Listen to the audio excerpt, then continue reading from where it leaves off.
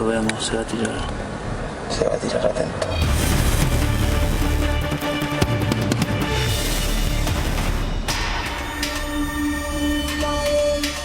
Es la forma más rápida que están utilizando los delincuentes para robar y lograr botines en cosa de segundos. Son los llamados ventanazos, un delito con una forma de operar muy clara: esperar en los semáforos, elegir a sus víctimas y romper vidrios para llevarse carteras y las pertenencias que estén a la vista.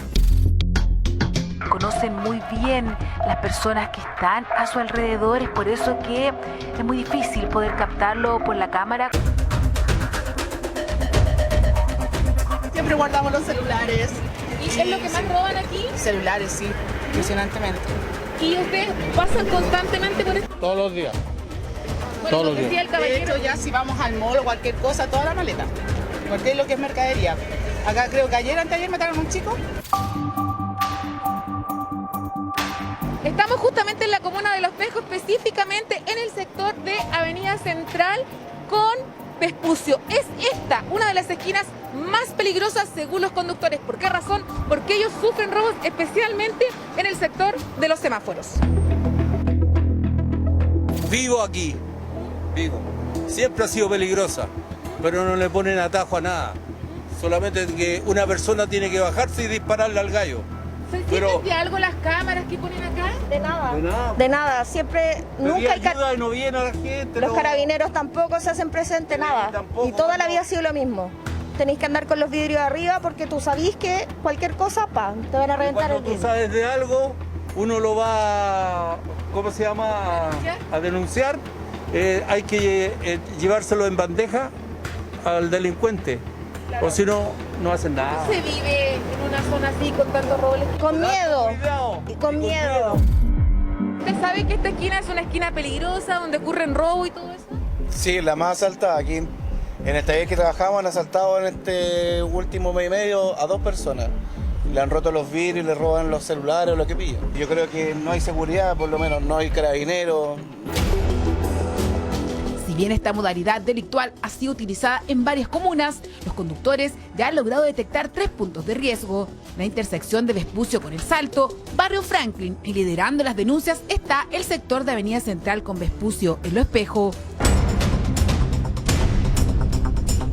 Una de las principales medidas que se ha tomado justamente para prevenir este tipo de delitos es la instalación de estas cámaras de seguridad que están en las 4 esquinas de aquí de la comuna de Los Espejos. Sin embargo, para los conductores esto no sirve de nada.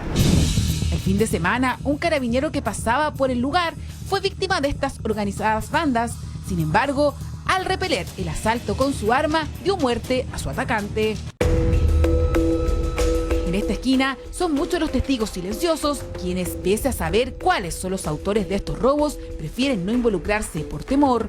Esta mujer tiene este negocio hace meses en esta intersección, pero al ser consultada, prefiere optar por no entregar información. Asalto a los autos y eso. Ah, sí, todos los días. Todos los días ocurre. Los vecinos también están cansados de ver cómo los delincuentes se han tomado esta esquina, pero el miedo no les permite hacer las denuncias. No, es terrible aquí. Aquí es muy peligroso. ¿Por qué no se atreven a denunciar? Por el miedo, nada más. Por puro miedo. Son personas que se organizan en banda, Eso salen a no cierto sé. horario. No sé, eso no sé, pero todos dicen que por miedo la gente no se atreven a denunciar. Tú nos decías que te ha tocado presenciar robos justamente en esta esquina. ¿Cómo en qué horarios son y cómo ocurren estos robos?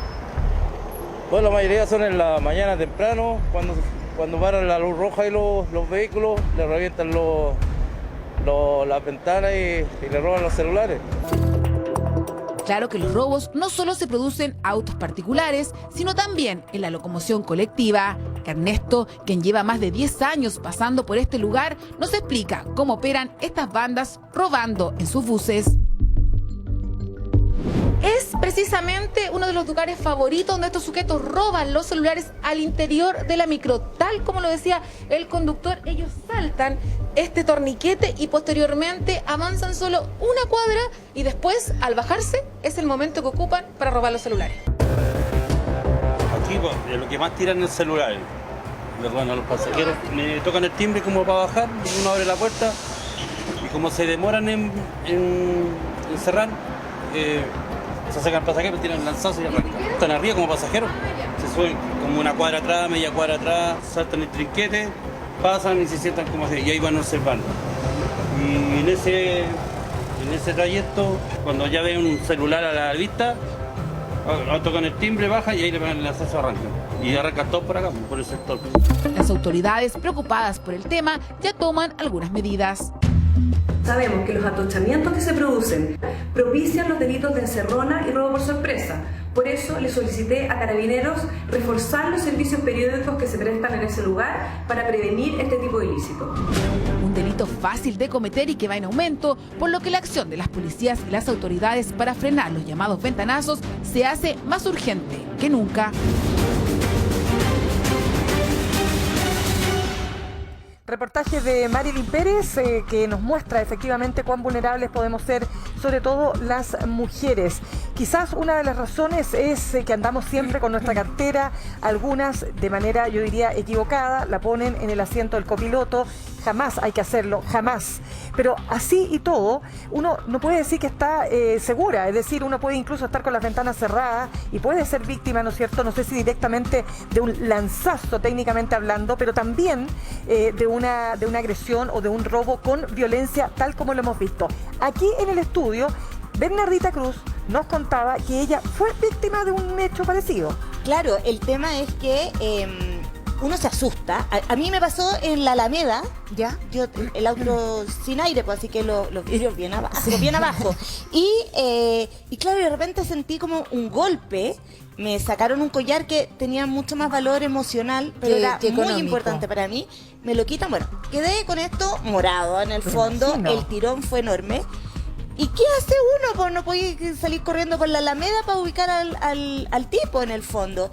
Y claro, yo ahí conversando con la gente al lado, nadie obviamente hizo nada. Si finalmente, ¿cómo vas a correr en medio de un taco? Es imposible. Claro.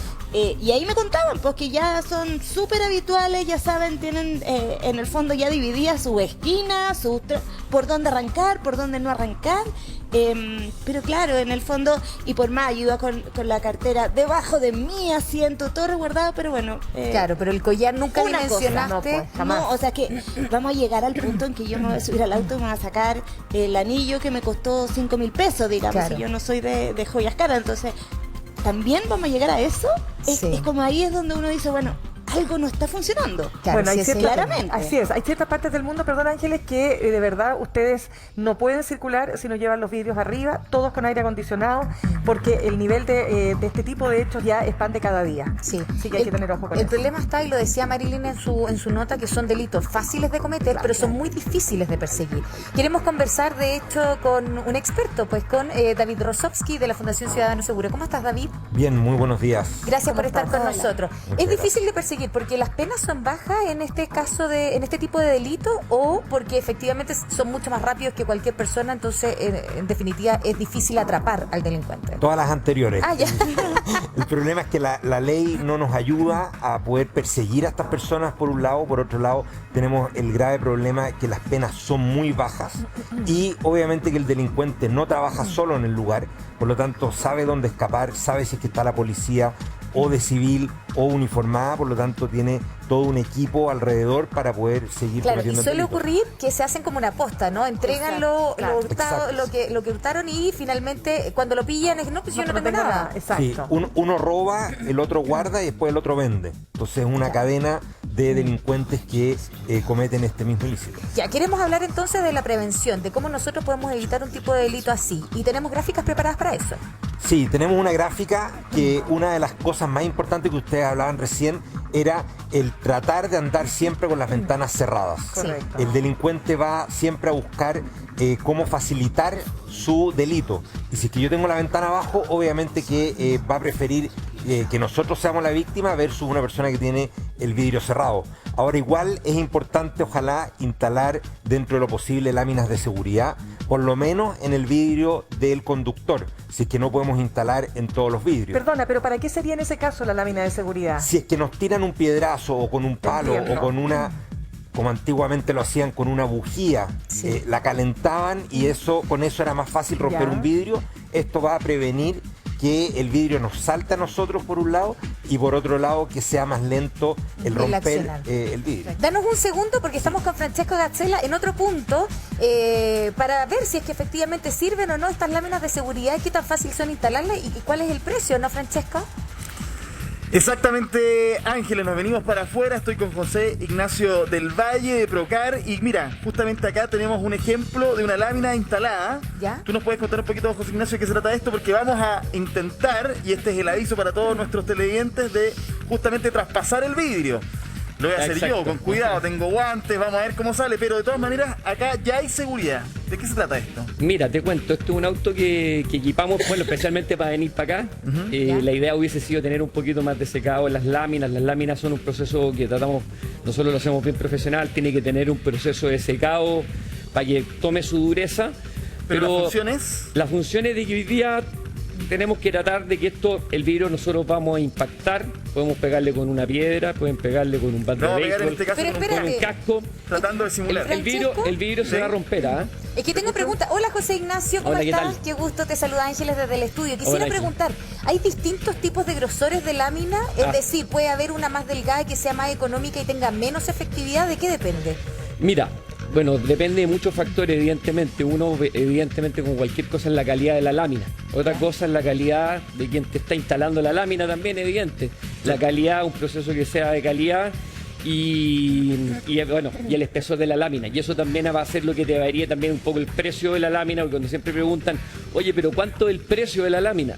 Sí. La lámina, como todo, puede variar, porque tú puedes poner una lámina delgadita, quizás para no requerir un nivel de protección tan alto, o puedes poner una lámina más gruesa y tú puedes ponerlo todo en el auto, o hay gente que le interesa que anda sola y lo pone en piloto y piloto. Otra, claro. Entonces los valores, claro, como te digo, son bastante fluctuantes dependiendo un poco de lo que tú quieras instalar. Perfecto, pero la idea, Ángeles, y ahí todos los que nos están viendo, es que justamente no es que el vidrio no se vaya a romper. Correcto. Básicamente lo que estamos logrando es que quede aquí, a pesar de que esté trizado. ¿Cuál es la palabra? Se triza, mira, el vidrio se va a romper, eso es un hecho. Como porque es un vidrio. Las láminas de seguridad van por dentro de los vidrios. Entonces la idea de que cuando esto se rompa, no traspase o tú tengas una cantidad de impactos necesarios para que en el fondo te dé un tiempo de reacción. Te va a pasar el casco un segundo, yo me voy a poner anteojos y vamos a ir de lleno al ejemplo. Sí. Oye, pero Francesco, ¿fuiste al gimnasio ayer? Porque si no vas a estar adolorido de una fuerza, pues hijo. Fui, pero yo veo que estos tipos son bien flaquitos. Vamos a ver si son yo reconozco algo. sirven, A mí me da un poco susto esto, no lo he hecho nunca. Y el auto está genial. Dale con el a falta de uno. Parte más fácil. Vamos a ir con todo. Pégale al vidrio, sí, pues no le vas a pegar al auto. Todo lento, ¿no? Vamos. Pero oye, este ejemplo es justamente para entender que esto sirve, que esto funciona. Ya, a ver. Voy. Vamos. Que no le tiemble el puño. No me va a temblar. Uy. Parece que le faltó desayuno. Ahora sí que está funcionando. Mira. Le estoy pegando súper fuerte, ojo, de verdad. O sea, en todo ese momento ya uno podría haber avanzado eventualmente o alguien haber auxiliado, ¿no? Mira, claro. Es un poco la idea, dar tiempo de reacción al conductor. Yo se fue con toda mi vida entrené. Francesco. No, nunca entrené nada. A ver. Fíjense.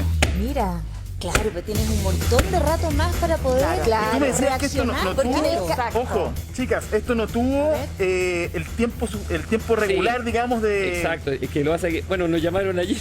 No, está bien, pero el mismo día hicimos la Vega. Porque el punto es efectivamente, la idea es que con tenga... un día, ya de todas maneras funciona bastante. Así es. Sí. Oye, es que espérate, Francesco y José Ignacio, cuando uno anda con niños en el auto, eso es lo que quiere evitar, más allá del robo que hemos dicho, ya, si uno va a ser víctima de esta situación, bueno, ya está, ¿no?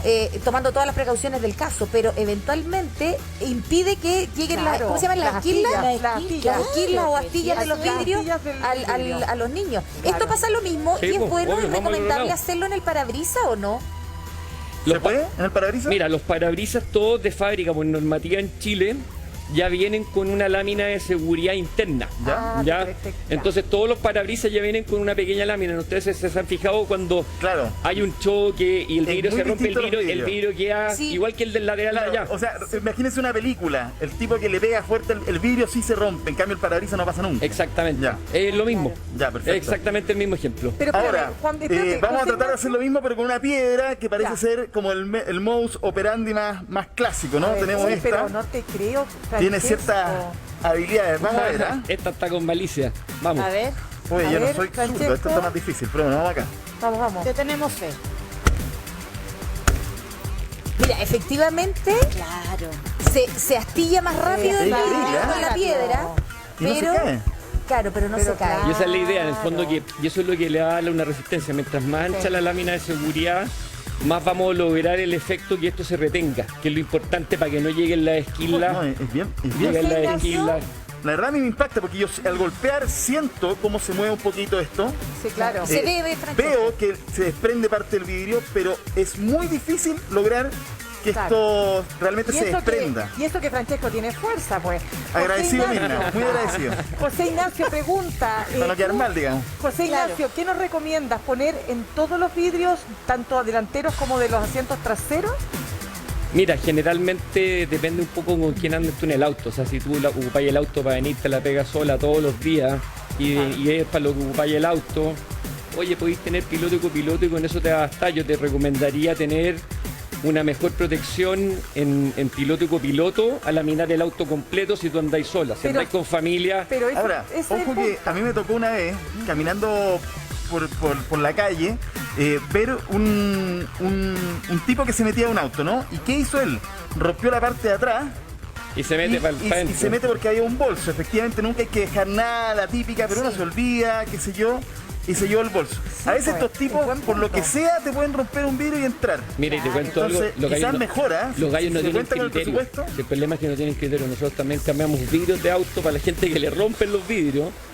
Y de repente llegan autos con sillas de guagua y con ladrillo adentro. Pero no, claro. espérame.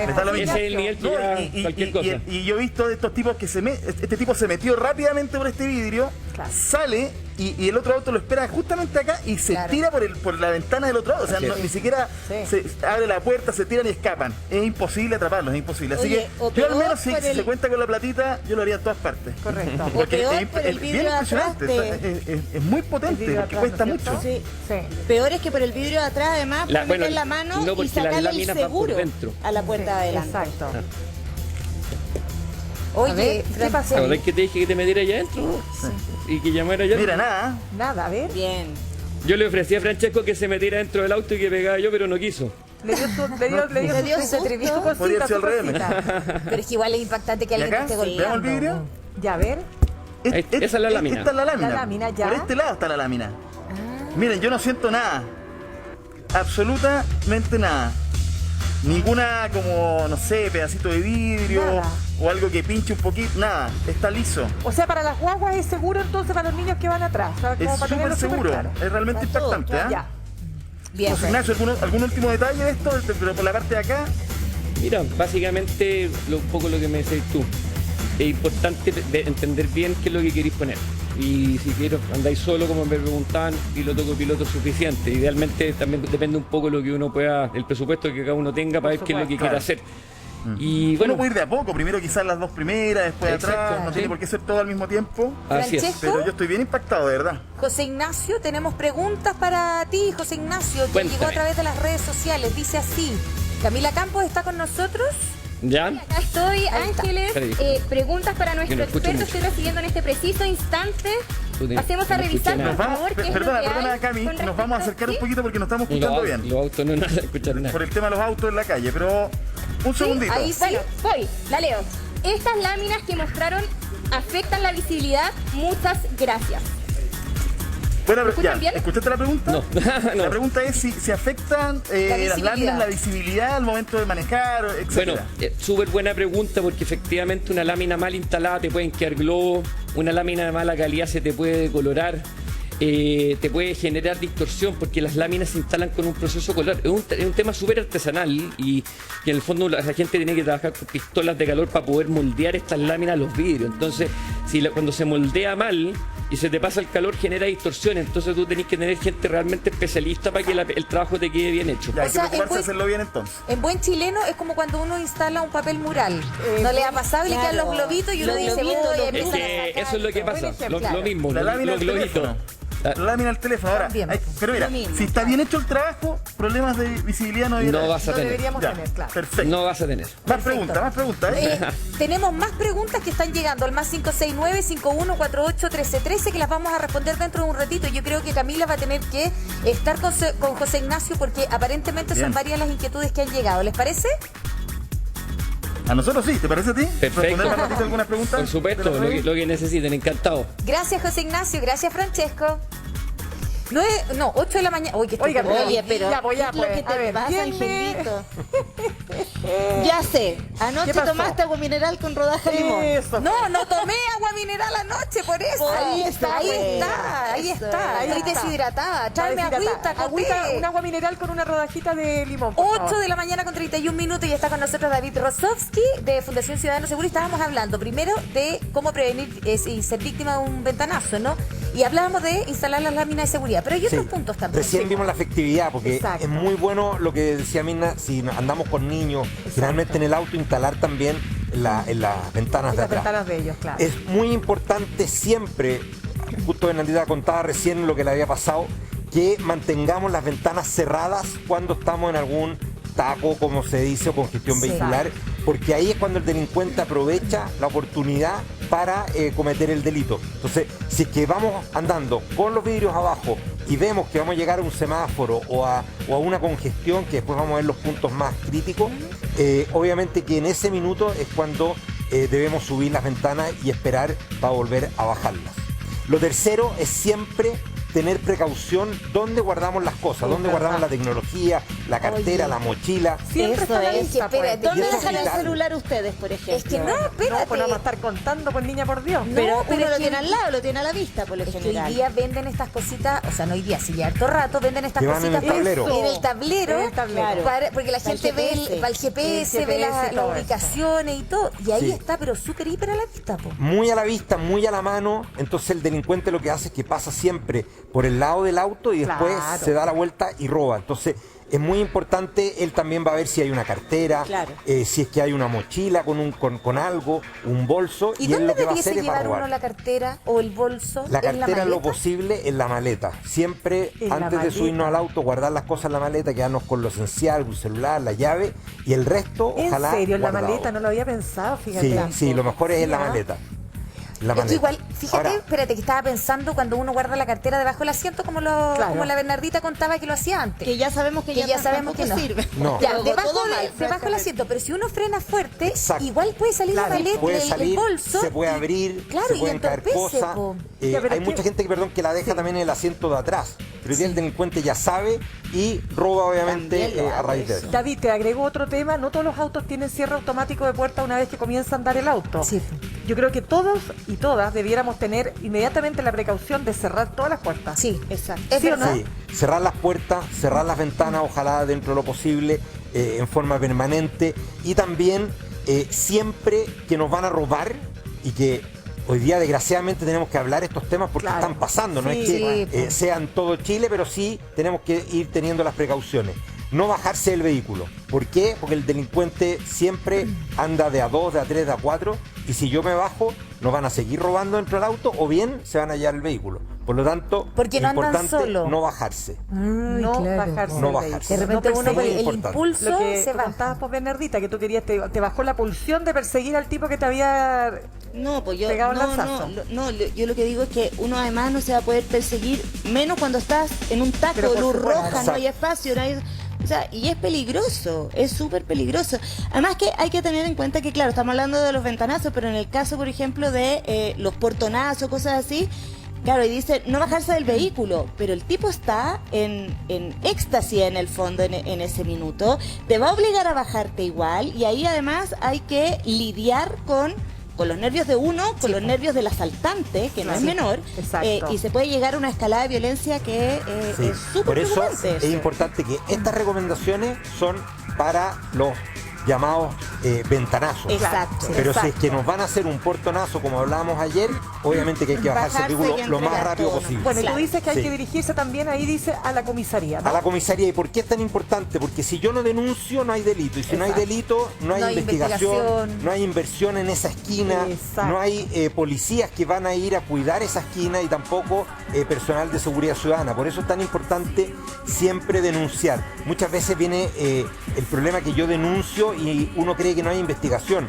pero siempre la denuncia sirve para algo. Siempre es mejor que no denunciar. Siempre. Tengo pregunta con respecto a la comisaría. ¿Da lo mismo la comisaría que yo interponga la denuncia? Porque si, por ejemplo, me robaron en el centro y yo vivo en Maipú, ¿da lo mismo la comisaría? Sí, hay 3 maneras de denunciar. Hoy día se incorporó una 4ª.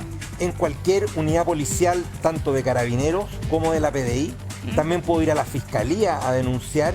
Y hoy día está en marcha blanca la denuncia a través de la comisaría virtual, que también ahí van a haber varios casos que yo voy a poder denunciar. Sí, David, yo sé que también tienes ahí bloquear diferentes tarjetas, que es lo que normalmente se hace, pero te quiero agregar un punto. ¿Cuáles son las esquinas más peligrosas? Las esquinas más peligrosas, después de haber bloqueado todo, porque obviamente que si me roban van a ocupar cheques o tarjetas, las que vamos a ver ahora es los lugares más complejos. Por ejemplo, Américo Vespucio con Avenida El Salto. Hoy día están construyendo. Hoy día el delincuente lo que ha hecho es que abre unos grifos que hay en el sector, con eso se produce la congestión vehicular también, fuera de horario peak, y ahí él aprovecha a robar. Eso es principalmente en las caleteras. Por eso es tan importante tener cuidado en ese lugar. El otro sector es el barrio Franklin, que también hay mucha congestión vehicular y hay mucha gente caminando en el sector, por lo tanto es importante tomar las precauciones.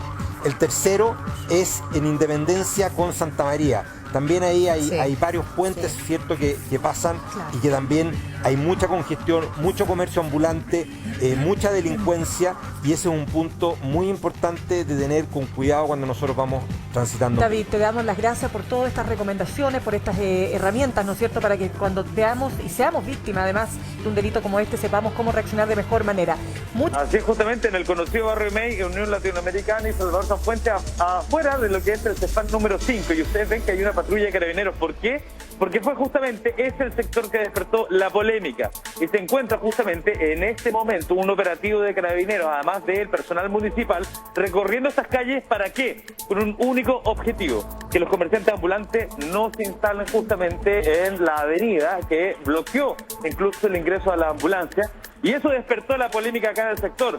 ¿Por qué? Por Navidad, porque viene Navidad, muchos de ellos quieren vender sus productos, algunos nos conversaban, inversiones de 4 millones de pesos que tienen acá y que finalmente no saben qué hacer con ellos. ¿Por qué? Porque están esperando qué es lo que va a pasar con los anuncios del municipio por permisos para los comerciantes ambulantes. Por eso es que algunos de ellos nos comentaban: invertimos, estamos esperando qué es lo que vamos a hacer, pero la verdad es que no nos vamos a retirar de acá, queremos vender nuestros productos.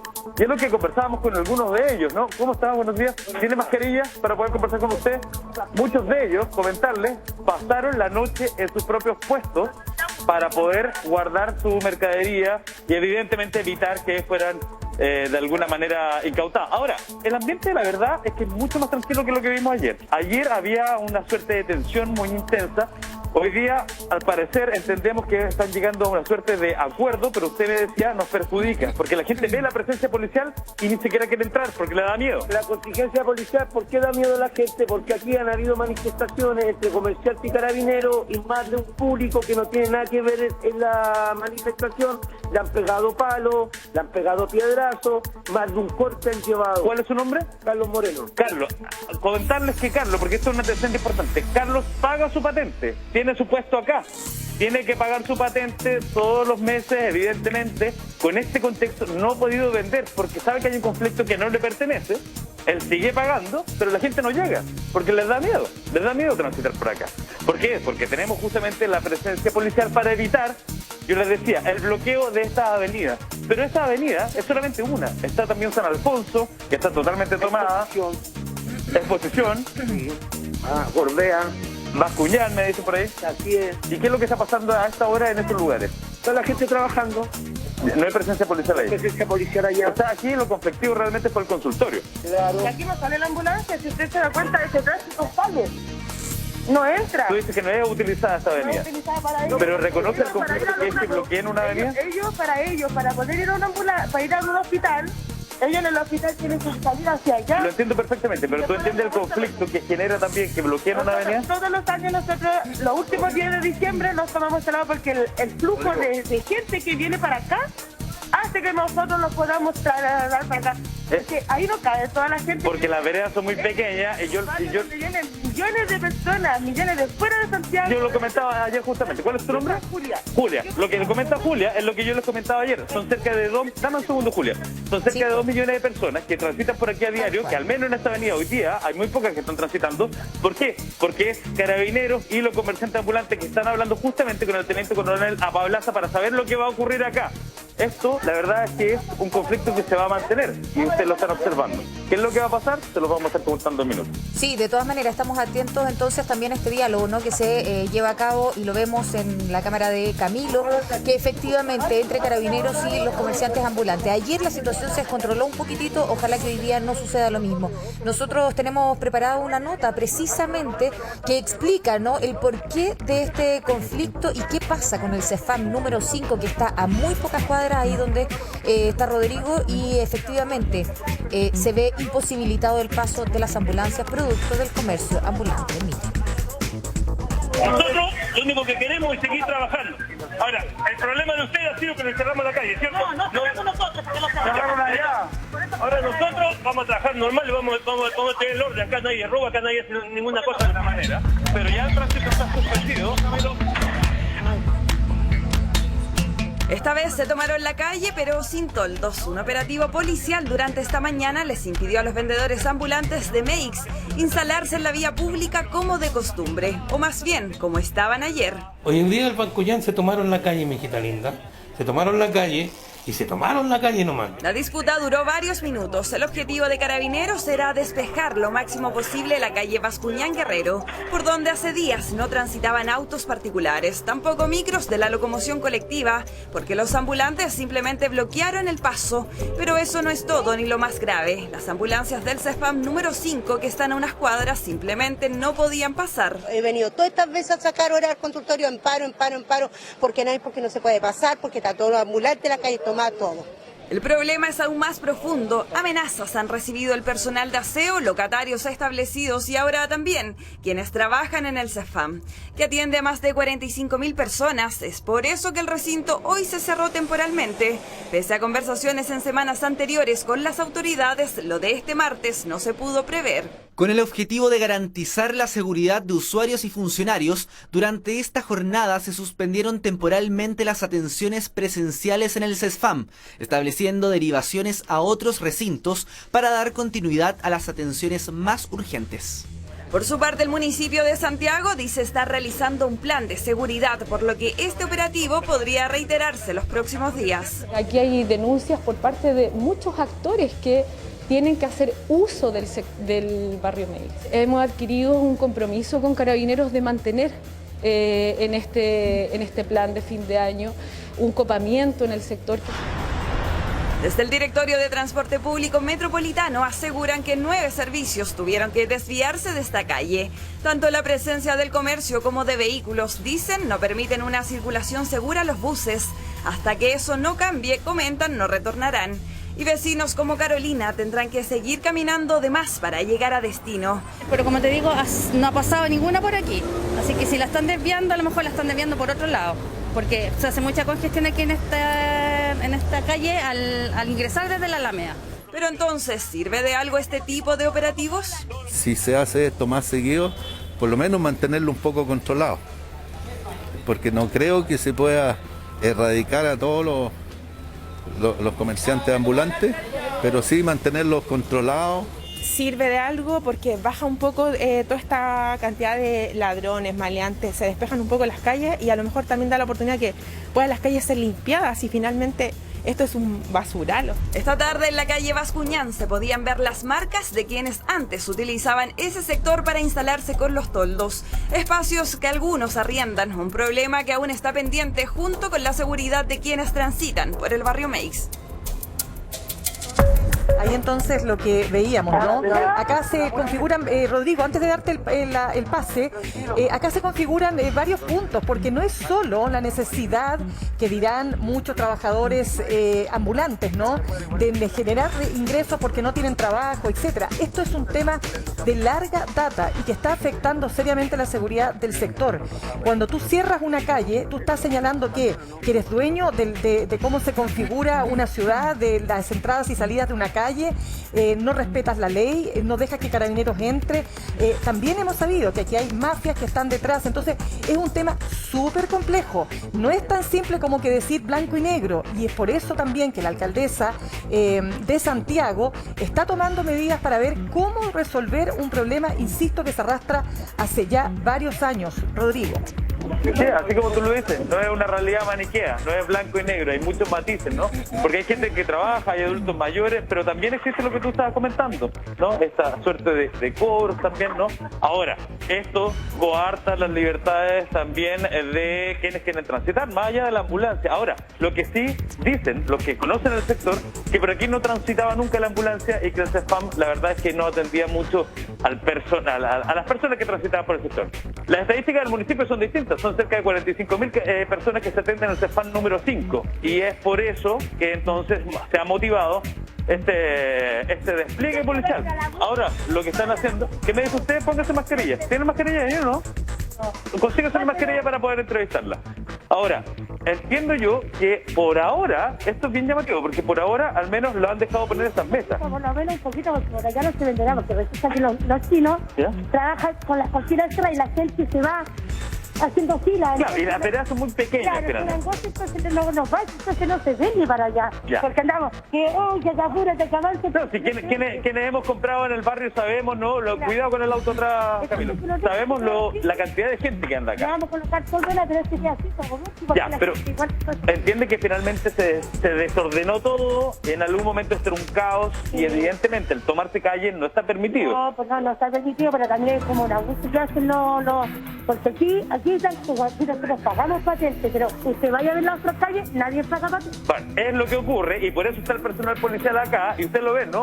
Fuerzas especiales en el sector, que si usted como cliente también viene al barrio y ve esta presencia policial, también se asusta y se va a los otros locales que están al lado. Y eso es lo que reclaman los comerciantes ambulantes. Ahora, ¿qué es lo que va a pasar? Probablemente, y esto es un dato que hay que confirmarlo, a las 10 de la mañana tendríamos novedades justamente de parte del municipio, en un poco más de una hora. ¿Qué es lo que va a pasar? ¿Se va a aumentar el contingente policial? ¿Se va a permitir algunos puestos? Bueno, eso es lo que vamos a ver probablemente en el transcurso de la mañana de parte del municipio de Santiago.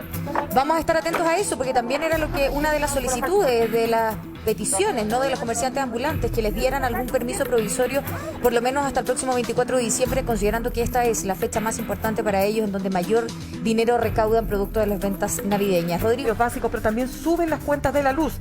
Fíjense ustedes que, según los análisis de la consultora SideStep, habrá alzas transitorias que podrían ser importantes dependiendo del dólar, cómo va a estar el dólar, cómo va a estar la inflación. La primera en enero del próximo año, es decir, ahora ya. Pero lo más importante, miren lo que dicen, recién el 2028 habría bajas en las cuentas de la luz. Los invito a ver la nota preparada por la periodista de Tele 13, Nilce Silva. Comuna de Ñuñoa, llegamos hasta aquí para conocer a Alejandra, quien nos escribió hace algunos días para hablarnos de un problema que está teniendo con sus cuentas de la luz. Hola Alejandra, ¿cómo estás? Recibimos tu mensaje. ¿Vecino también? Sí, también. Ya, súper. Cada vez que Alejandra hace algo tan común como poner el hervidor o enchufar el computador a la corriente, está pagando más luz que otros chilenos. No es solo ella, le pasa a otros 59 departamentos de esta comunidad. Revisando las boletas nos empezamos a dar cuenta que, por ejemplo, en septiembre y octubre el consumo durante la noche fue 0 pero ese consumo se traspasaba al horario punta. Es decir, el horario más caro de las opciones de tarifa del sistema. En la cuenta de noviembre fue peor. Todo el consumo se concentró en punta, 0, día y noche. Nos parece extraño porque este edificio es eléctrico, funcionan los termos durante la noche, el refrigerador, muchos estamos con teletrabajo, por lo tanto también estamos durante el día. Otra vecina, Daniel, de Frentón, dice que es un abuso. Vive sola y asegura que desde que retomó el trabajo presencial en septiembre, solo habita su departamento 15 días al mes. El resto los pasa en una faena productiva en el norte. Mi gasto no bajó, sigue el mismo y más encima mi cobro subió el doble. Asegura que la cuenta entre agosto, cuando seguía en teletrabajo, y septiembre, cuando retomó la presencialidad, aumentó 14.000 pesos. Su gasto promedio siempre ha sido de 30.000. Y tengo un cobro de 46.000 pesos y solo tengo día y punta. Veamos qué dice Enel, la empresa distribuidora. Este caso estaba en nuestro conocimiento, está siendo atendido y por supuesto se está asegurando que los cobros sean los que corresponden. Claro, Daniel hizo la denuncia. Tras insistir por varias vías, un técnico de Enel se acercó al edificio y le ratificó que la lectura del medidor era incorrecta. Le aseguraron que se lo cambiarían, pero eso nunca pasó. En ese dice, verificamos que su medidor registra lectura solo en horario punta. Lo que me había dicho el técnico es que no pagara el mes que pasó. Pero claro, ahora me llegó de nuevo la boleta y tengo que pagar casi 120.000 pesos porque se acumuló el mes anterior. En la declaración de la empresa Enel no se explican las razones de los cobros erróneos. Todos estos ajustes podrán ser revisados y vistos por nuestros clientes en su próxima facturación. La Superintendencia de Electricidad y Combustibles indicó que si no hay respuesta, los clientes sí o sí pueden denunciar en el sitio web sec.cl. Ahora, Alejandra y sus vecinos no se quedarán de brazos cruzados, seguirán defendiendo su bolsillo. Así es, pues, ¿qué puede ser más perturbador que recibir una cuenta de luz y darse cuenta de que estás con una deuda impresionante o con un cobro impresionante, con ítems que uno no alcanza a entender? Aquí hay varios puntos, si usted analiza la cuenta, yo lo he hecho, a veces uno necesita realmente asesoría, pero de alto nivel, para entender los cobros. O sea, en serio. Ahora, ¿qué es lo que ocurre en estos casos? Falta información, falta educación financiera, como uno podría decir, pero a ver, ¿qué más podemos hacer? No ocupar tanto el hervidor en la casa, en el invierno, claro, las estufas a electricidad son un lujo que prácticamente muy pocos se pueden permitir, pero en definitiva esto también va de la mano del alza al costo de la vida. Exacto. La inflación ha sido el tema que se ha tomado la agenda económica de los últimos meses. Entonces, efectivamente, estamos frente a un punto complejo. Si además le sumamos que se acaban los IFE ahora en diciembre y se acaba, o probablemente ya no tengamos, no sabemos todavía, el famoso cuarto retiro. Francesco. Efectivamente, solamente con respecto al tema de la luz, hay ensayos que dan cuenta de que si uno es disciplinado con respecto a usar las luces el tiempo que realmente lo necesita, salir de una habitación y apagar justamente la luz de esa para ir a otra, realmente baja la luz. Hay una diferencia que en muchos casos es significativa, sobre todo dependiendo del tamaño de la habitación, el uso, por ejemplo, de ampolletas más amigables con el medio ambiente y más eficientes. También todo eso efectivamente ayuda, pero frente a cobros que uno no entiende tenemos un problema. Cuesta muchas veces tener respuesta de las compañías. Sí. Respuesta pedagógica probablemente también de lo que está pasando. Pero ese es un servicio que no está disponible y además que muchas veces cuando los cobros son automáticos o tú lo vas a hacer porque tienes miedo que te corten la luz, perfecto, pagaste. Pero si quieres hacer un tipo de reembolso o que te cobren menos al siguiente mes, a propósito de que hubo un error, por ejemplo, mala medición, también cuesta. Pero espérate, ¿se acuerdan que periódicamente siempre hay problemas en la cuenta de la luz? Sí. Porque pasa por sectores, pasa por villas, pasa por condominios o barrios específicos, que te empiezan a cobrar de más. A mí me pasó una vez... Carlita Tafal, corrígeme si me equivoco, que hicimos la nota en Bienvenido, hicieron la nota acá, y resulta que eso fue a mediados del 2019, antes del estallido. Era un sector completo y todo, y a mí me había pasado un año antes. Ya. Y fuimos a reclamar, fuimos a pedir explicaciones a la compañía, y resulta que me dicen, no, lo que pasa es que durante 3 meses consecutivos, esa fue la respuesta, durante 3 meses consecutivos pasó el señor que te toma la luz. Exactamente. Y ustedes no estaban, por lo tanto se sacó un promedio, pero me cobraban, o sea, si yo pagaba, invento, 30.000 pesos mensuales, ahora me estaban cobrando 80.000 pesos, claro, 80.000 pesos, entonces, pero ¿cómo va a ser tanta la diferencia? No, es que se saca un estimado promedio del cálculo X elevado a Z, bajado a la mitad por 2. Y que después se recompensa si es que si te cobraron de más, después... Nunca ¿Qué me dijiste, Carlita? Repite, que nadie lo entiende. Ah, no, nadie lo entiende. Claro. Sí. Oigan, yo pensé que iba a decir la fecha. Nadie lo entiende, pero tienes que pagar igual. Pero mira, oye, me está escribiendo el doctor Bolsillo, que nos está viendo hasta ahora, Alejandro Guzmán, y me dice: consumo fantasma, desenchufar todo.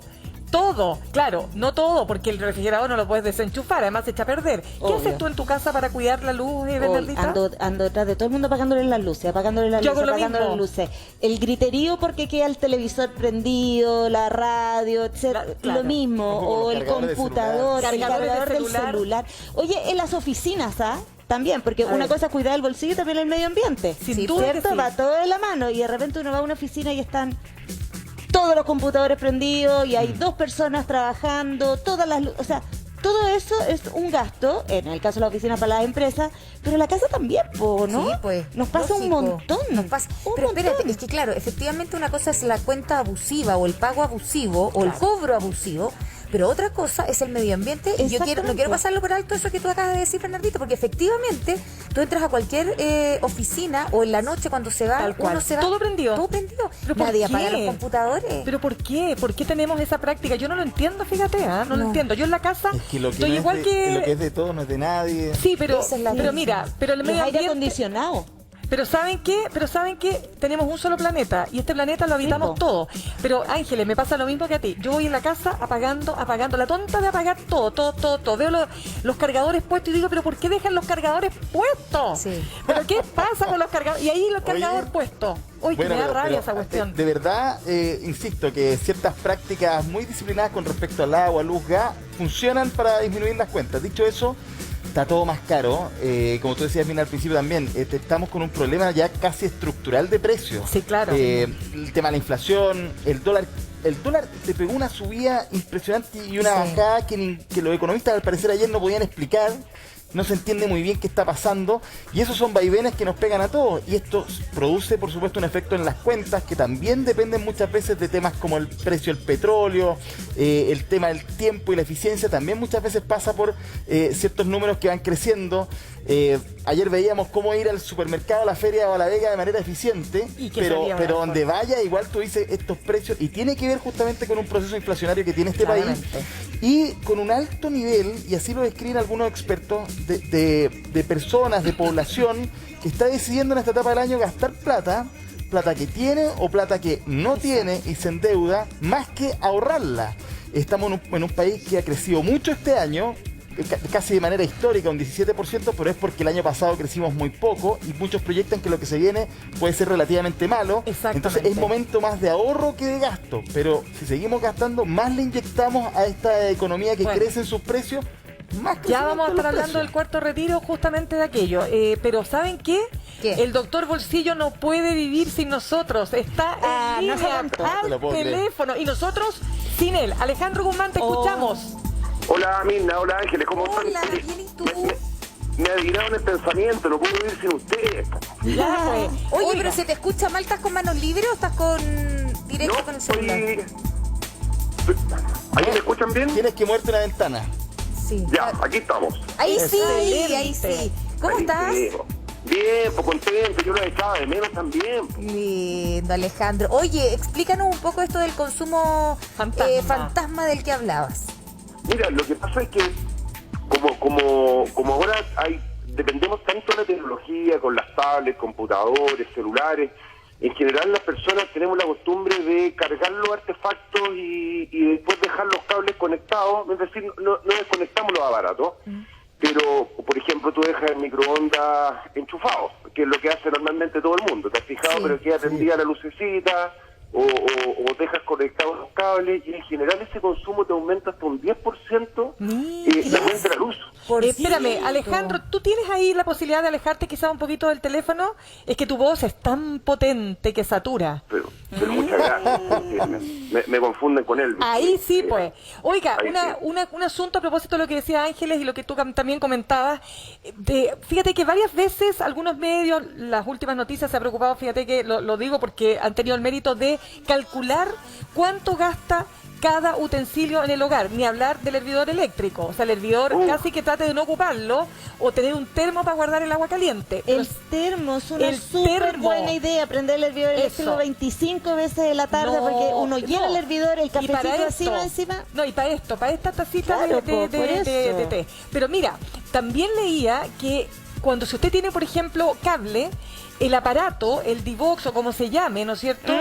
No sé cómo llamarlo. La cajita. La cajita gasta cualquier cantidad si la deja prendida. Cualquier cantidad. O sea, cuestiones así tan chiquititas, pero que van sumando, como dices tú, a la cuenta de luz. Suma mucho. Tú sabes, Mirna, un detalle que no lo conoce casi nadie, que el refrigerador, tú puedes regular la temperatura, porque normalmente uno compra el refrigerador, lo enchufa y lo usa, pero resulta que normalmente están a una temperatura que es más potente de la que se necesita, y el refrigerador gasta una locura de plata. Entonces la sugerencia es revisar la temperatura del refrigerador, no bajarla tanto, así no consumes tanta electricidad y tienes otro ahorro de dinero ahí. Mira, interesante punto también. ¿Qué otra cosa más? ¿Cuáles son las recomendaciones básicas? ¿Y la temperatura ideal cuál sería finalmente en el caso del refrigerador, Alejandro? Mira, depende, pero algunos lo manejan a 17, 18 grados, pero yo sugiero revisar lo que dice el catálogo. ¿Te has fijado que uno compra cosas y nunca lee el catálogo? Entonces, o en internet pueden encontrar los detalles.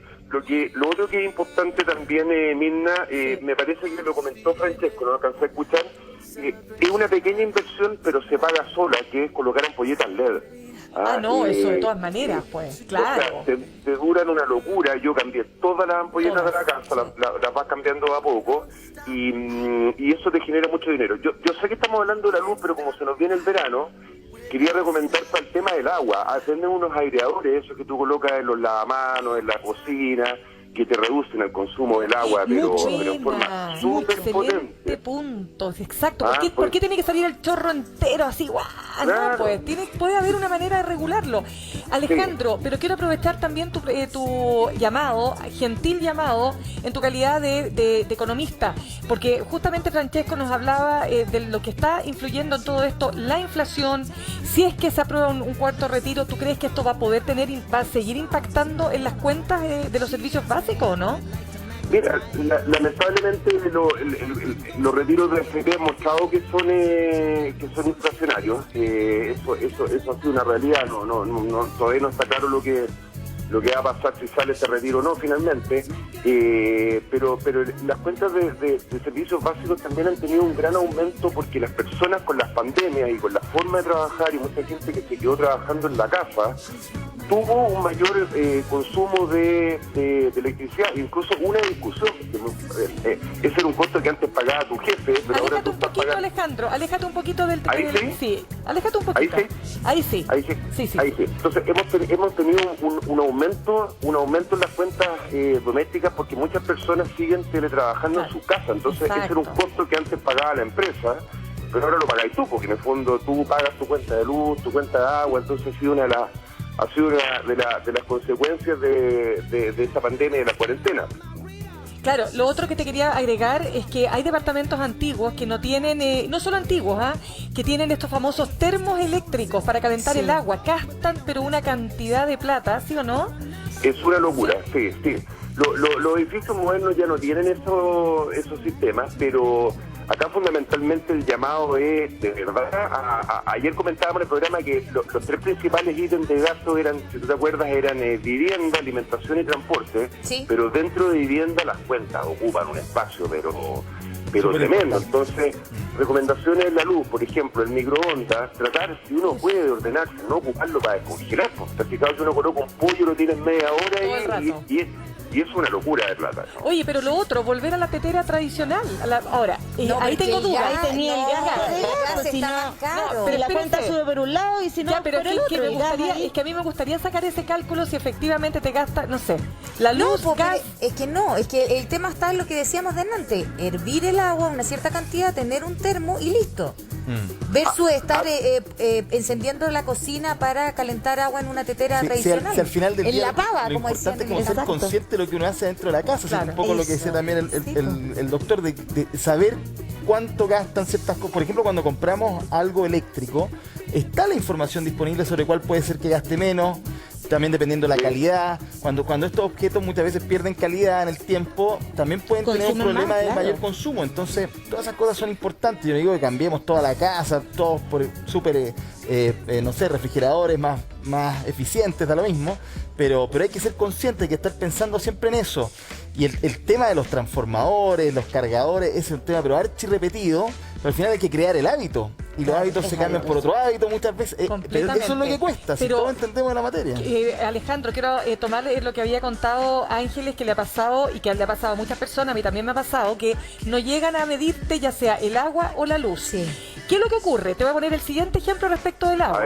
Fíjate que ya, en verano obviamente gastamos más agua porque para regar, etcétera, etcétera. Entonces resulta que en marzo, abril no te tomaron la luz. No encuentran nada mejor que tomar el promedio de los últimos meses. Claro, el promedio cuando más gastaste agua. Siempre te dicen, no, pero todo esto se reordena. El hecho es que te cae la cuenta, pero pesado.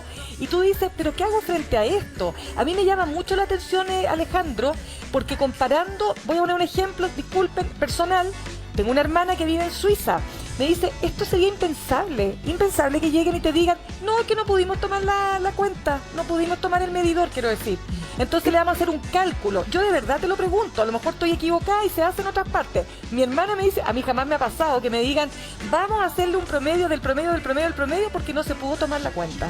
Claro, mira, lo que pasa es que el sistema es perverso para el consumidor, porque en el fondo, en el agua, para la tarifa alta, que de verano te miden el promedio del otoño e invierno. Entonces, obviamente que tú gastas mucho menos agua porque no riegas jardín o lo riegas menos. Entonces, el promedio que tú tuviste en otoño e invierno se ocupa para calcularte el sobreconsumo en el verano y por eso sale muy caro. Y con la luz es al revés. Se calcula el promedio en la primavera-verano para aplicarte el sobreconsumo en el invierno donde ocupa mucho más luz, porque esos días duran menos. Entonces, ese es un tema que sería bueno indagarlo más en profundidad con algún reportaje de por qué es así, porque finalmente... Fíjate lo que han hecho algunas personas. Claro. Lo que hacen algunas personas que tienen piscina, dicen, ¿sabéis qué más? Entonces en el invierno yo vacío la piscina y la lleno de nuevo. Pues entonces por eso arreglo el promedio. Entonces se generan incentivos súper perversos. Te entiendo. Pero la otra cosa que te dicen las compañías, en favor también de las compañías, pero tome usted, pero igual tú dices, ya, pero ¿por qué tengo que hacerlo yo? Tome usted en la fotito y la manda si tiene alguna, digamos, diferencia con lo que le están cobrando. No, yo lo hice, pero no me resultó. No te puedo creer. No fue, no me acuerdo cuál es la palabra técnica que se utiliza, no fue bien registrado. O no a lo mejor la foto estaba borrosa, pues Ángeles. Claro.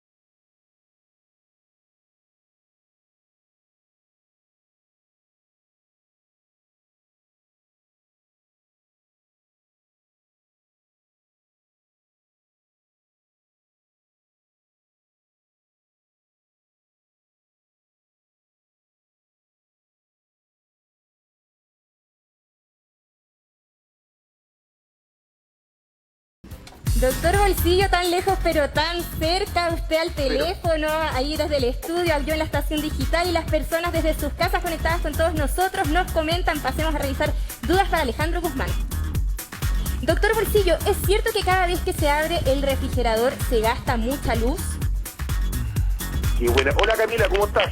Efectivamente, mira, hay familias que dejan el refrigerador abierto, no sé si se han fijado cuando están cocinando todos juntos, ahí tú lo dejas abierto y el consumo de la luz del refrigerador es altísimo. Recomendación a muchas personas, que especialmente señoras que viven solas o familias en sectores rurales que están en el campo, que ocupan la cocina como calefacción. ¿Han visto que se prende el horno y se abre la tapa? Sí, es verdad. Eso es una locura de gasto. El refrigerador se tiene que abrir lo justo y necesario y el horno solamente para cocinar.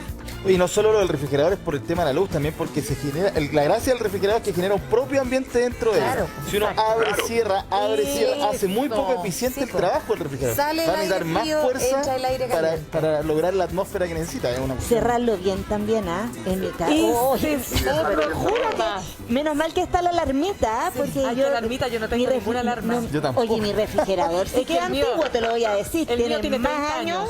El mío tiene 30 años. El mío debe tener 20, ponte tú, y de verdad uno odia la alarmita, pero con los niños chicos uno tiene que tenerla y que avise que la cuestión está mal cerrada. Está bueno, sí, muy bueno. Y cuando se escarcha entero el freezer, ¡ay, por Dios! Queda rabia esa cuestión, ¿no? Papá, ciérrate el freezer, yo peleo. No, totalmente. Todo esto a gritos, obviamente. ¿Se acuerdan?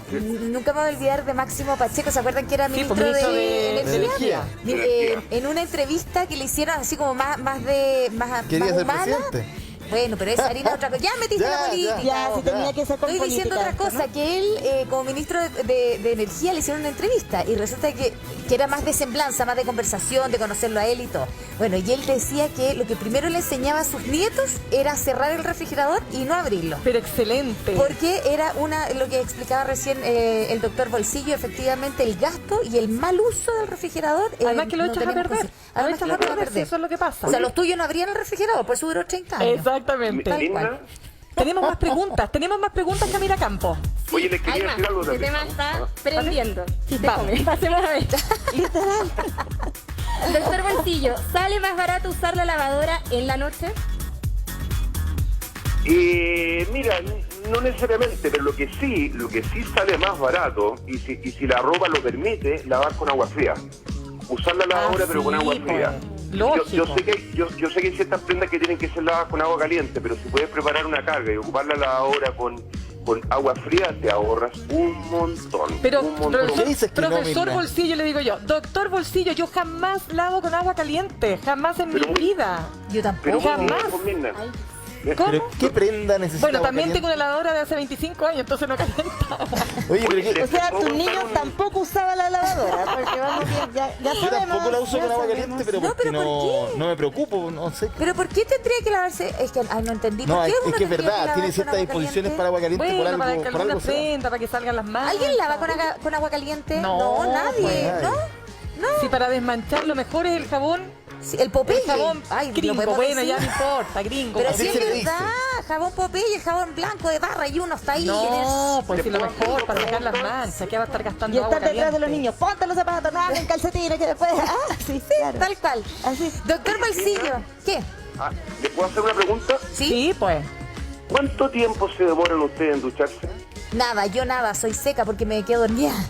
No, te juro, porque yo prefiero dormir más, quedarme los 5 minutos más en la cama que darme una ducha larga. Entonces, ducha, entro, ¡fum! Y salgo. O sea, ducha militar, ¿cómo se llama? Tal cual. Ya. Y mi hija en el colegio le regalaron un... ¿Cómo se llama esto? Un reloj de arena. El reloj de arena, Qué chiquitito, que dura 3 bueno. minutos. Entonces, ella lo enciende, nada que ver, pues lo da vuelta y se ducha. Entonces, como ella se demora más, corta el agua, se jabona el pelo, el cuerpo, excelente. y después da el agua para muy buen tema, y que los niños te estén aprendiendo de esto me parece súper bueno. Doctor Bolsillo, ¿pero por qué preguntabas eso? Porque ahí tenemos la tormenta perfecta. En general los chilenos somos buenos para la ducha, pero ahí métele agua y métele gas como loco. Entonces, promedio, la última eran como duchas de 10 minutos. Entonces, oye, alcanzáis a cantar un par de canciones en la ducha, como mucho. Bueno, no es menor. Es una muy buena práctica y también te ahorra plata. Yo sé que es un tema de hábitos que cuesta un poquitito más. El tema de hábitos. ¿Perdón? ¿Les propongo algo? Ya. yo cuando lo vaya a ver de nuevo le voy a llevar los números. Lo que conversábamos recién, con cuánto te ahorras, con todo, para tener datos más concretos. Me encantó eso, fíjate. Qué eficiente el doctor. Excelente, doctor Bolsillo, como siempre, súper agradecidos acá y te echamos de menos para que vengas luego. Yo también. Un abrazo grande a todos, que estén muy bien. Gracias. Besitos. Chao, chao. 9 de la mañana con 19 minutos. Vamos a hablar de otro tema y atención con lo siguiente. Cámbiame la música, por favor. Porque resulta que hay que tener mucho cuidado en dónde uno compra, come y qué es lo que está comiendo. Porque hay brote de salmonela. Ay, por Dios, y es terrible la salmonela. No, vamos a profundizar qué es la salmonela. Solo por comer mayonesa con huevo crudo le puede a usted dar salmonela. No, señora, no, señor. Atentos con lo siguiente, porque esto ocurrió en un restaurante de sushi en la comuna de Vitacura y Manuel Palominos tiene todos los antecedentes y después nosotros conversamos y decantamos. Manu. Oye, Ángeles, es así, hay que tener mucho ojo. Quizás usted, por ejemplo, ha pedido sushi para ver una película, por ejemplo. Bueno, resulta que en la comuna de Vitacura, de hecho particularmente en Vitacura, con Alonso de Córdoba, Tataki es el nombre de un local comercial donde se detectó este brote de salmonela. Hay 29 personas que resultaron con consecuencias. Hay distintos cuadros, por ejemplo, desde lo más leve, que tiene que ver con algún tipo de dolor de estómago, por ejemplo, temas intestinales, pero también hay otras personas que están hoy día hospitalizadas. 9 personas quedaron hospitalizadas. ¿Qué es lo que ha pasado? Bueno, la Seremi de Salud de la región metropolitana llegó hasta este lugar y ha prohibido el funcionamiento. Esto no es lo único, porque lo más grave es que, por ejemplo, se encontraron alimentos en descomposición y además heces de ratones. Es una situación de verdad, pero muy cuestionable. Perdón si le interrumpí el desayuno a alguien, pero es una situación que nos ayuda de verdad un poco a graficar que estas cosas pasan y estas cosas evidentemente requieren de una atención bien particular, sobre todo cuando vamos a elegir algún local para, por ejemplo, pedir comida rápida o de otros. La Seremi entonces ha prohibido el funcionamiento de este local, insisto, Vitacura con Alonso de Córdoba. ¿Y qué es lo que se detectó además? Que este brote de salmonela se da por lo que o lo que se conoce como la contaminación cruzada. Contaminación cruzada que se da, por ejemplo, cuando mezclamos los productos que no están cocinados, ¿verdad? Los productos crudos con productos, por ejemplo, que sí ya están cocinados, que están listos para poder comer. Y eso, ojo, porque se dan todas las cocinas, no solo los restaurantes, por supuesto. Y eso tiene que ver, por ejemplo, incluso con el uso de los cuchillos, el uso del cubierto. Así que y de es las un brote de salmonela, tablas, esta bacteria entonces que, Manu, por ejemplo, las tablas para picar. Cuando uno pica el pollo, uno de los puntos que a veces uno lo hace sin querer. Claro, uno ocupa la tabla, pica el pollo, lo pone a saltear y entre medio corta las verduras o la ensalada que quedan crudas. Y si usó el cuchillo con el que estaba picando el pollo crudo o que estaba cortando la carne, por ejemplo, o la misma tabla sin haberla lavado o desinfectado, claro, pues esa es la contaminación cruzada y uno no se da ni cuenta, Manu. Claro, sí, ese es el tema, y por eso también, claro, quizás lo que ustedes estaban conversando, es un tema de hábitos también, ¿Por qué? Porque hay que acostumbrarse a tener esa rigurosidad y no solo exigirla en un restaurante, sino que también exigirnos nosotros mismos en nuestras casas para evitar este tipo de brotes. Insisto, 29 personas resultaron afectadas con cuadros leves, severos, otros más graves, insisto, 9 personas hospitalizadas, así que mucho ojo, mucha atención donde vamos a elegir nuestra comida. Insisto, este local quedó con prohibición de funcionamiento. Manu, ¿quién más interesado en que esto se cumpla que los propios restaurantes? Porque después de esto la marca del restaurante queda pero completamente dañada. O sea, ¿quién quiere ir después a comer a ese restaurante? Cuesta mucho recuperar la confianza. ¿Alguno de ustedes se ha intoxicado con comida en un restaurante? No, pero en el colegio de mi hija hubo un brote de salmonela. Es que lo cuento terrible. Sí, y varios niños también. Mira, menos mal que no pasó nada grave, pero ahí tú te das cuenta que fueron muchos. Yo sabía que las mías no le había pasado nada porque era pollo con verdura y como ella hay que la verdura, pero con no sé, entonces no comieron. Es que no comieron, claramente. Pero muchos niños quedaron bien jodidos. Y claro, y después la confianza, bueno, pero ahora entonces comemos, no comemos, qué sé yo. ¿Cómo recupera? Mira, a mí me pasó hace años ya, porque lo digo esto porque ha cambiado mucho el tema de los derechos del consumidor, cómo responden los restaurantes. En este caso había que ver cómo va a responder respecto a las 29 personas que han tenido que ir a urgencia. Pero a mí me pasó, están hospitalizadas. Imagínate, fíjate que a mí me pasó en un restaurante X, que no sé si existe todavía, y comiendo de los panqueques rellenos con fondos de alcachofa, porque ahí está el tema exquisito, pero está el tema de las conservas. Si una conserva queda mal hecha, Claro. le entra una Claro. bacteria, pero entiéndanme cómo, o sea, yo estuve mal. No llegué a la urgencia porque tengo un médico de cabecera, lo llamé, le dije, no he parado de vomitar toda la noche. Y él me empezó a dar instrucciones de lo que tenía que hacer, lo que tenía que tomar, cómo me tenía que empezar a hidratar y me empiezo a recuperar. Decido llamar después llamé a como ya moribunda, un poquito después, llamo al dueño del local y él, dice él, pero acá tenemos todo bajo control, me parece muy extraño. Entonces tú empezás así, pero ¿cómo? Si yo no lo estaba llamando ni siquiera para decirle, oye, págame, indemnízame moralmente. No. Te estoy avisando. Te estoy avisando que tengas mucho cuidado porque esto me pasó una vez que salí de tu restaurante, llegué a mi casa y 3 de la mañana empezaron los síntomas. O sea, por favor. Claro. Entonces, yo diría que eso, no sé, Manuel, si tú ahí tienes más antecedentes respecto de lo que va a pasar con este restaurante en particular, pero hoy día yo creo que estas cosas tienen que ser indemnizadas, ¿o no? Bueno, no sé, me imagino que está en curso un proceso Claro, investigativo. es parte de lo que se... Sí, hay una investigación epidemiológica por una parte que la lleva la Seremi de la región metropolitana. Esto incluso se podría judicializar si es que alguno de los clientes lo estima así conveniente. Y este Sushi, a través de sus redes sociales, Tataki, ha dicho que es un hecho aislado, han pedido las disculpas del caso y que no se va a volver a repetir y van a intentar reabrir sus puertas. Digamos, esa es la información que tenemos a través de una comunicación que hicieron en sus redes sociales. Manu Palominos, 1.000.000 de gracias por esta información. Que estés muy bien. 9 de la mañana. Chao. 9 de la mañana con 25 minutos. Tocamos este tema que es sumamente relevante e importante, ¿no? Que ocurre en un restaurante, pero también Manu puso el ojo y la alerta que pasa en las casas también. ¿En qué nos fijamos? ¿Qué es un brote de salmonela? ¿Se contagia? Si yo no lavo bien, por ejemplo, donde la persona vomita. O el producto Claro. defectuoso. ¿Y se puede contagiar también? Bueno, vamos a preguntárselo a la doctora Laura Borgiel, toxicóloga, que está con nosotros a esta hora de la mañana. ¿Cómo está, doctora? Hola, ¿cómo están ustedes? Bien, muchas gracias por estar con nosotros, doctora. Primero, ¿qué es la salmonela y por qué se considera que esto es un brote y qué tan grave puede llegar a ser? Bueno, en primer lugar se habla de brote cuando tú tienes un caso que aglomera un N de personas involucradas. Ya. O sea, es un episodio, pero con muchas personas. Entonces, ahí tú estás hablando de un brote. Ya. No es un caso aislado en que tú tengas un episodio único con una persona única. ¿Ya?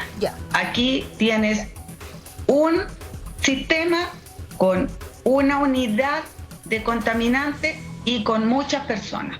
Ya, pero es solo por la de salmonela, es solo por productos crudos, contaminación cruzada, pérdida de cadena de frío. No, epidemiológicamente cada vez que tú tienes un episodio con muchas personas, tú hablas de brote. Sí. Y si no, hablas de un caso aislado. Ya, pero ¿ya? En el caso de la salmonela, en el caso de la salmonela, sí, ¿cuándo uno se contagia? ¿Cómo se llama? ¿Cuál es el término? Claro. ¿Dónde está un bicho que está ahí en la casa cruda? Está dentro de lo que nosotros llamamos las intoxicaciones alimentarias o las enfermedades transmitidas por alimentos. Y ahí tú puedes tener múltiples agentes que pueden estar involucrados. La gran mayoría están asociadas a infecciones bacterianas o a toxinas bacterianas. Ahí tenemos desde lo que puede ser la manipulación o portadores de estáfilo en la vía nasal o en las manos, o eventualmente un coli por manos sucias o manos que no fueron adecuadamente aseadas, o el tema asociado a eventualmente el uso de huevos. ¿Por qué? ¿Y por qué el huevo? Porque el huevo normalmente ya en su formación y en su descenso a través de la cloaca de la gallina tiene en su intestino la salmonela en forma natural. Entonces de ahí la importancia que tiene cuando tú manipulas el huevo, de que tú lo tienes que lavar. El huevo lo tienes que lavar. Cuando llegan los huevos a la casa, yo tengo que lavar el huevo y guardarlo. No es así. ¿Cómo? No, Hoy aprendí nada, doctora. ¿Cómo es? Tú tienes que, primero que nada, tú traes tu bandeja de huevo del supermercado donde lo adquiriste y lo guardas inmediatamente en el refrigerador. Cuando tú lo vayas a usar, como sea, desde el huevo duro hasta el huevo batido, hasta formando un queque, hasta lo que tú quieras hacer con el huevo, tú lo tienes que primero que nada lo lavas. Primera vez que escucho y después que lo lavas, inmediatamente lo puedes usar. No tampoco puedes lavarlo y dejarlo, porque la cáscara del huevo es permeable en cierto modo, entonces puede perfectamente contaminar el contenido interno. Doctora Borgel, una consulta respecto del huevo, que es porque además efectivamente las personas que han sufrido salmonela dicen que es terrible los síntomas, son terribles. Pregunta, cuando el huevo, por ejemplo, usted lo pone para hacer huevito a la copa o huevito duro, se dicen que cuando flota es porque el huevo está malo, ¿es así? O sea, lo que pasa es que los huevos tú te vas a dar cuenta por las características cuando inmediatamente, cuando flota es porque tiene ya ciertos contaminantes de formación de gases adentro, ¿ya? Pero no es el único síntoma que tú puedes tener o elemento para evaluar cuando un huevo está descompuesto o tiene otros procesos asociados. Pero usted diría que si tenemos esa situación en particular, hay que descartar ese huevo al tiro. O sea, no tienes que descartarlo porque eso significa que hay aire de alguna forma en alguna de las cavidades. Doctora Borgel, otra pregunta respecto de... esté cocido, a mí me gustan los huevos duros, aunque esté cocido, tampoco me lo puedo No, porque si se levanta, es que sí que el huevo identifica, o sea, si el huevo se queda flotando, quiere decir que tiene contaminante. Pero ¿y no se supone que toda la cuestión hervía mata a los bichos, o no? No todo, porque resulta que en el proceso de hacer un huevo duro, ahí sí tú tienes un periodo más largo, tienes casi una pasteurización, tienes prácticamente, siempre y cuando lo dejes 10 minutos, pero el huevo te va a quedar súper recocido, ¿te fijas? Pero por ejemplo en un huevo a la copa, huevo a la copa es distinto, porque hay personas que, entre comillas, lo pasteurizan un minuto. Sí, y otras que se van a un tiempo mayor, que son los 3 minutos clásicos del huevo a la copa. Entonces, aquí hay una variable muy, muy importante. Pero siempre que tú vayas a manipular huevos, lo más importante es siempre lavarlo adecuadamente por fuera y inmediatamente usarlo. Con eso tú te evitas que cuando lo rompas, la salmonela que estaba en la cáscara entre al alimento y lo contamine. A pesar, doctora, ahora, la salmonela, el cuadro clínico es tremendamente grave porque te puede dar no solo los vómitos, no solo la diarrea, sino que además puedes hacer la infección sistémica con fiebre y compromiso del estado general severo. De ahí que la importancia del control. Ahora, esto está dentro de lo que se llama el control de zoonosis y el control de enfermedades de transmisión por alimento, que son muy importantes y que además hay una obligación en los centros asistenciales de notificarla a la autoridad sanitaria. ¿Por qué? Porque en base a esto tú puedes hacer la vigilancia sobre el sistema y puedes tomar los controles que corresponden. Lo otro importante es la manipulación de las personas. Hay personas que también pueden ser portadoras sanas de salmonela. ¿Cómo así, doctora? Tenemos el portador sano de estáfilo, también tenemos esa otra fuente. Entonces, de ahí la importancia que todos los locales que están manipulando alimentos tengan los controles adecuados, y esta es una forma indirecta de, al existir la notificación, que la Seremi pueda ir haciendo sus controles en forma dirigida sobre los establecimientos que están teniendo problemas. Bernardita. Sí, doctora, el tema de la contaminación cruzada en esto también, porque ya sabemos, podemos lavar el huevo, qué sé yo, cocer muy bien el pollo, pero por ejemplo el pollo, lo lavo antes de cocinarlo y con el mismo cuchillo que parte una parte, después voy y pico la cebolla, por ejemplo. ¿Cuáles son los cuidados extra? Que las bandejas, las mismas tablas, ¿cuáles son los cuidados más importantes que debiéramos tener, doctora, para tratar de evitar que la salmonela entre en nuestras casas también? Bueno, una de las cosas más básicas es usar las tablas dentro de nuestra casa incluso. La tabla que es de la carne es de la carne. La tabla que es para picar verduras es para picar verdura. La que es para picar pollo es para picar pollo. ¿Por qué razón? Porque a medida que tú vas trabajando con estas tablas, aunque sean de silicona, de plástico duro, etcétera, o de cerámica, tú indirectamente con el cuchillo vas generando cierto grado de daño de la tabla, y ahí es donde muchas veces el bicho se va quedando. Entonces, con eso, la contaminación cruzada es cuando tú manipulas en la misma zona, en la misma superficie, sin descontaminar, manipulas distintos tipos de alimentos. Cada alimento trae o puede traer potencialmente algunos contaminantes. Por ejemplo, las verduras obviamente traen todo lo que son gérmenes, que pueden ser algunos no patógenos y otros patógenos del suelo, ¿ya? Entonces, la importancia es que tú tengas una tabla aparte, que limpies las zonas, que limpies la superficie, que cortes con un cuchillo distinto, ¿ya? Sí. Es lo mismo que ocurre con el síndrome de Chu y el tema de las carnes asociadas que van en las hamburguesas, ¿ya? Y que tú las contaminas y las cruzas también con verdura. Doctora, se nos acaba el tiempo. Si, por favor, en los más breves segundos nos pudiese explicar qué pasa con el ceviche y sobre todo ahora que se viene el verano con altas temperaturas, ¿no? ¿Qué pasa con la cadena de frío? Ojalá lo más cortito para que podamos tener esa respuesta. La cadena de frío para todo lo que son productos del mar es tremendamente importante, ¿ya? Tú con eso controlas los anisakis, que son esos gusanos que nosotros podemos encontrar en la merluza, ¿ya? Y que también podemos encontrar en el salmón.